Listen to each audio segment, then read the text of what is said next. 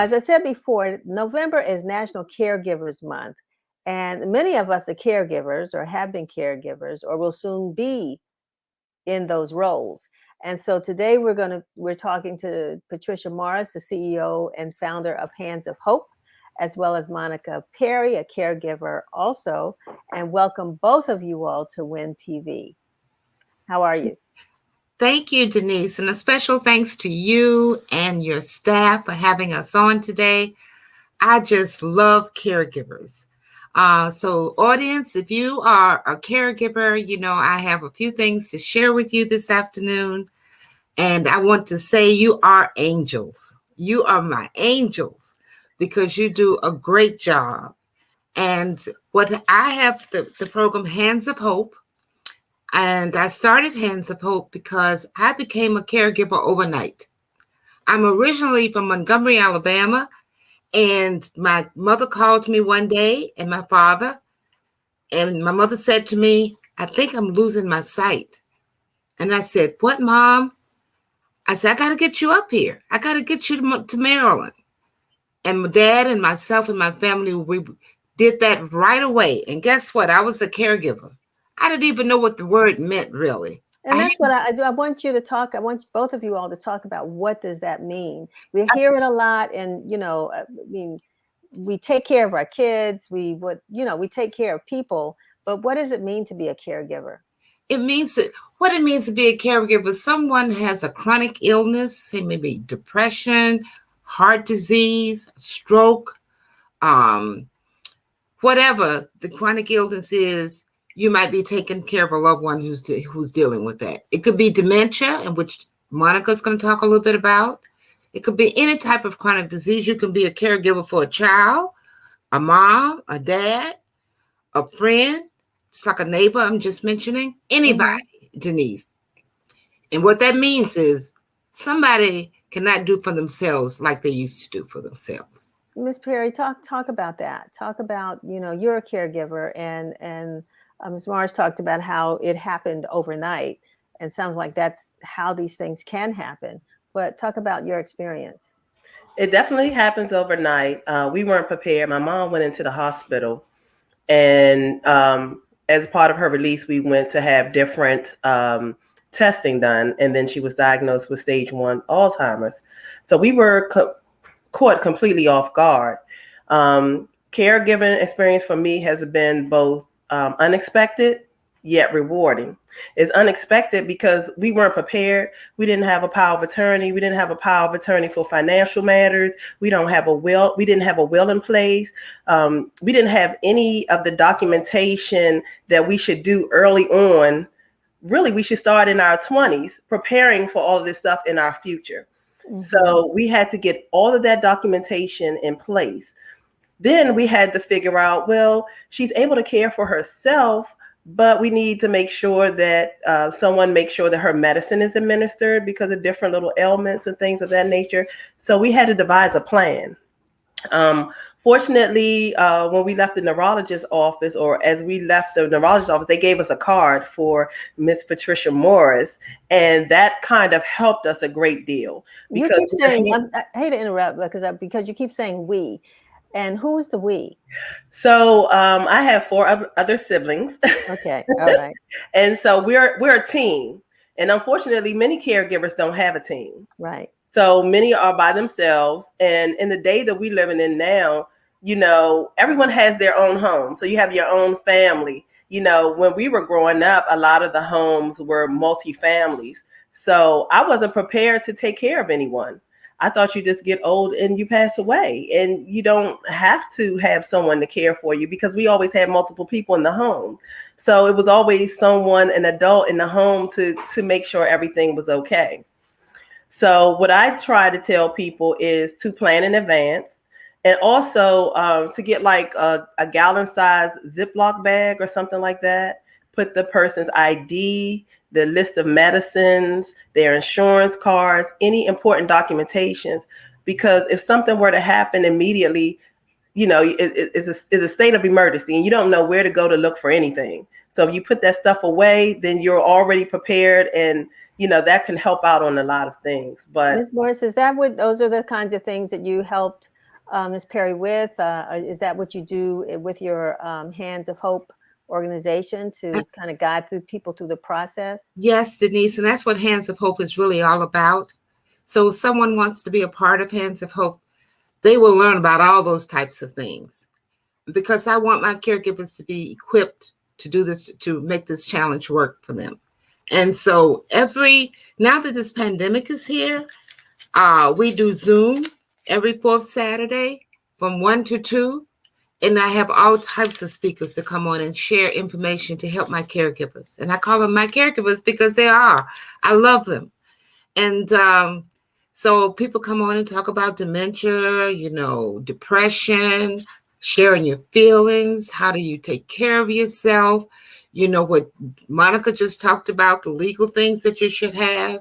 If your person has to go into the hospital, they have all that in a bag so you can make sure that they're taken care of properly. It was really a challenge, and it still is a challenge for my caregivers right now. If someone goes into the hospital, they can't go in like they used to. So Exactly.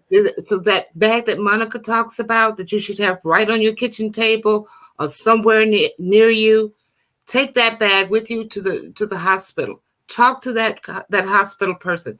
Here's my loved one's information. Don't ask them information that they can't answer. I have it right here for you so that you can do what you need to do for my loved one. It sounds like, I'm sorry, Doctor, I Okay. didn't mean to interrupt, but because we are going to be running out of time. I wanted to ask a couple other questions too, because you talked about banking situations. I mean, how do you handle, a person ends up with dementia, they've got their bills to pay, who handles that? How do you get, like you said, I guess, power of attorney or whatever it takes to make sure that you can handle the financial wherewithal of the person you're taking care of? One thing the caregivers do, Denise, that we need to work on very hard with them, and that is they take on all the responsibilities. Mm-hmm. There's somebody in that family who can help with different things, and that's why Monica is talking about a team.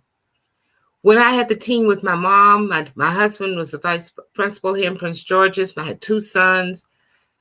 Everybody came together and said what they could do, even the 2 boys.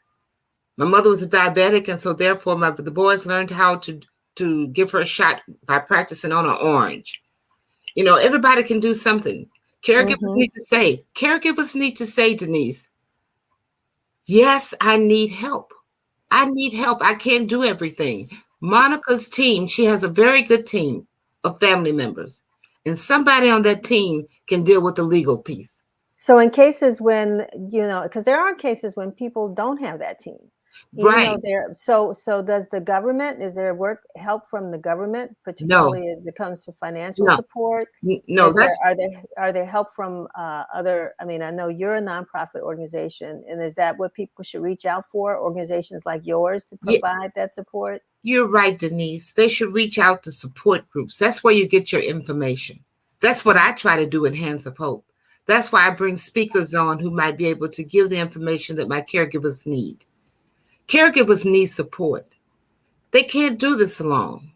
At some point, they're going to say, I can't do this anymore. Mm-hmm. They don't want to say that, but they might have to say that. So they start thinking about assisted living or nursing home or bringing someone in. Don't feel guilty about that. That's why we have support groups to talk about the guilt feelings, the emotions, like being angry because all the family is not stepping in to help. All these emotional feelings they're going to have until this journey ends. Right. And so therefore we need support groups. And one of the things that's going to happen at my conference on November the 20th, Monica is one of my conversationalists, but we're going to have 6 panelists. Okay. Okay, I'm sorry. Yeah, I need you. We're going to talk about, yes, that's what I wanted to do. Thank you, Shevry, for putting that up. So the conference, the National Caregivers Conference, this is your conference. This is my conference. Right. Mm-hmm. And that's coming up on November the 20th. Give us where it's going to take place. It's going to be on Zoom. Wonderful. Okay. You see the information on the flyer. It says it's going to be Zoom from 1 to 2:30. You're going to have a conversation with caregivers. I think this is Caregivers Month. We need to be able to hear from them. So a caregiver is going to talk about a little bit about dementia and the challenges. Someone's going to talk about respite care because caregivers need respite. Right. Right. I'm telling you, they need respite. And I see you have a one. I will almost call her a role model when it comes to caregiving. Pat Lawson Muse, I think, who has Yes, also been a caregiver yes, at yes. Channel 4. Right. I've been in that position as well, had to play that role. But I think that's fantastic that you're doing this. And I mean, people do have a lot of questions, and they need support. And I think that's a great thing that you're doing. So again, the conference is when now? It's November 20th, 1 to 2:30. It's Okay. on Zoom. Read the flyer. Tell them to read the flyer. They're welcome. It's no registration, Denise. You come on, sit back, relax, and learn as much as you can. If you want to become a part of Hands of Hope, there's no fee to become a part of Hands of Hope.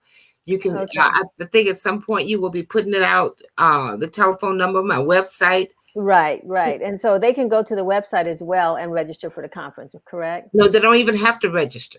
Okay, just to get the details in the Zoom link. Details, Zoom, bam, come on. Fantastic, fantastic. I really want to thank both of you all for being with us and for sharing really much needed information. There are a lot of caregivers out there who really need this. So thank you so much for being with us today. Denise, can I say one other thing before we leave? Yes. Caregivers, if you're out there in the audience this afternoon, please take care of yourselves.